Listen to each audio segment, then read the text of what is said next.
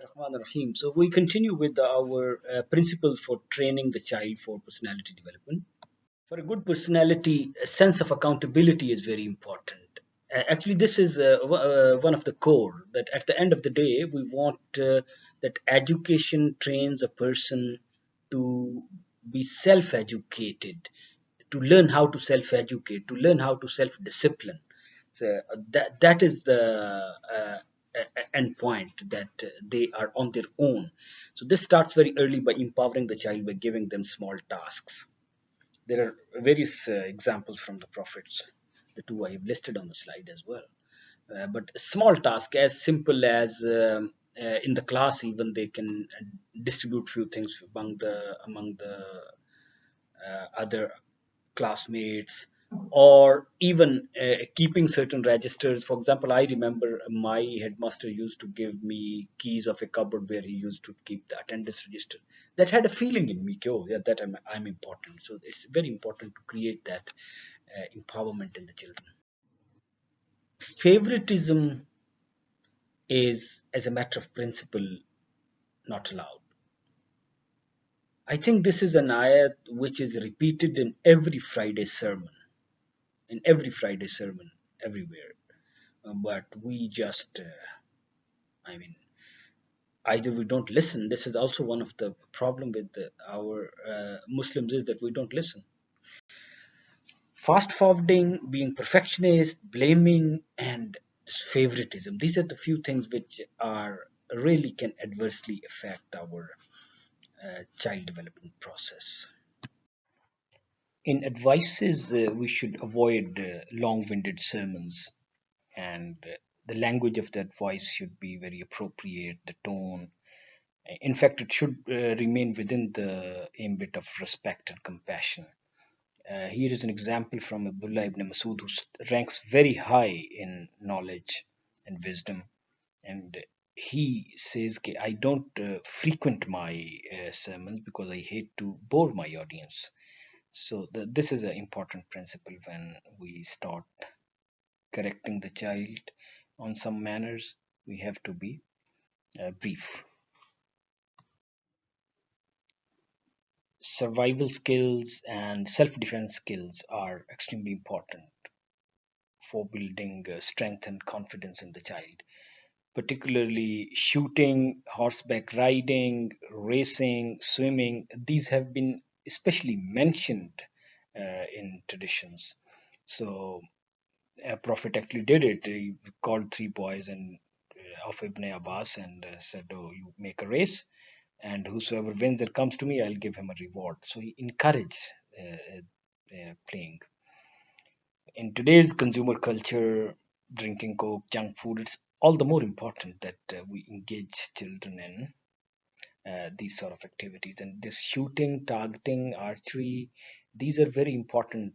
Psychologists also say they create a sense of having target in life, and that's another dimension of it. It's very important to do this. But in all these things, give them choices, whatever they feel fun with and they enjoy. In every matter, actually, there should be a matter of decision making, so that they learn decision making in the process itself. Because we are discussing things in isolation, because but it's all kind of holistic and connected. Consulting is very important, and we should start this consulting process quite early. Here is an example from Ibrahim alayhi salam. He asked his son, okay, I have an order to do this and this, and what's your viewpoint? So this is very important. This create a conviction and sense of responsibility in the children. If they don't learn decision making, then the bigger risk is they start following the crowd and they become vulnerable to peer pressure. So it's important that we give them more opportunities of decision making and consult with them. Always keep promises. Sometimes parents make promises for costly items. That's really not good, because it inculcates that consumer culture again. Instead of that, go for some quality time with them, places, going some park, some activity. And secondly, sometime in threats we ask things which actually we don't intend to do. For example, I will leave you here at the beach and we'll go back home. But we obviously this is not a choice. We can't do that. So we should not make these sort of threats, because they instead don't create a fear. They fire back because they know you don't mean to do that. So that's important. The etiquettes of giving advice is that advice should be in general terms. Pinpointing and blaming, this has been is a bad manner actually. Uh, if we look at the Prophet, he always used to say, why are certain people saying this and this? लोगों को क्या हो गया है कि वो ये करते हैं. He never pinpointed the sort of.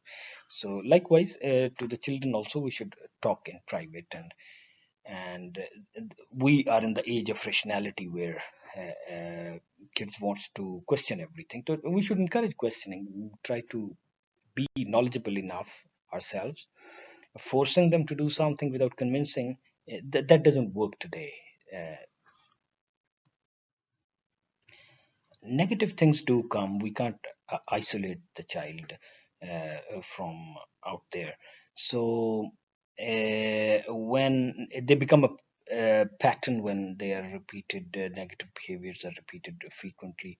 So sometimes it's important that the child has to learn a little bit of the consequences. For example, if the child is getting up late and misses the school van, so it's important that someday uh, she has to go by bus or etc., so that she bears it and she feels it.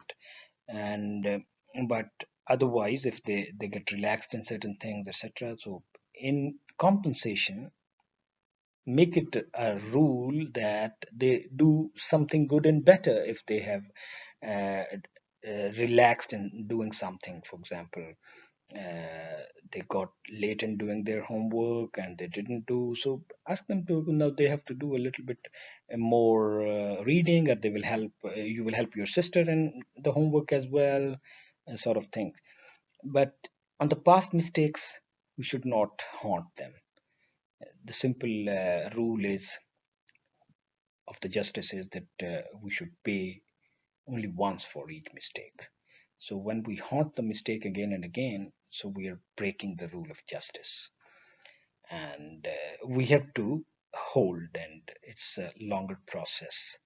The word used is wa'mur ahlaka bisalati wastabir alayhi. Wastabir is sabr and never give up. So it's a very significant word used by Quran. Dr. Ikram and Dr. Muhammad Rida Bashir, they have written a very interesting and useful book which is called Parenting Skills. They indicated that for correction, we should use three-step method: indicate, educate, and train. Instead of just reacting, we should do stepwise. One, we should clearly tell the child this is something which could have been done in this way, and it doesn't give a good impression about her. And we should always assume that the child is innocent, assume that the child didn't know better. Obviously, she did it because she thought it's appropriate to do. So, one, that should be suiting the age of the child, but our tone should be firm, calm, and it should not be kind of angry or rash. The respect should be maintained. That's the first stage, the indicate to the child that this is a problem. And then educate. When you educate, educate means then familiarize her with the consequences, or the better way of doing it, and then train. Okay, this is how it should be done, and repeat the process every time is important. Sometimes you say, we told you last time as well. No, no, every time you have to do as if it was done for the first time. If you haunt the previous one, that is the same mistake we are saying should not be done. So we do mistakes, but blaming and constantly bringing up past mistakes, that kills self-esteem. It only does harm and frustrates, and gradually it's harmful for the personality. So most of it actually, as you see, is all about reforming ourselves, the adults, parents and teachers, ourselves. So we will now in the next sum up all these ingredients, what exactly, how do they fit in, and what should be the kind of sequence. Thank you.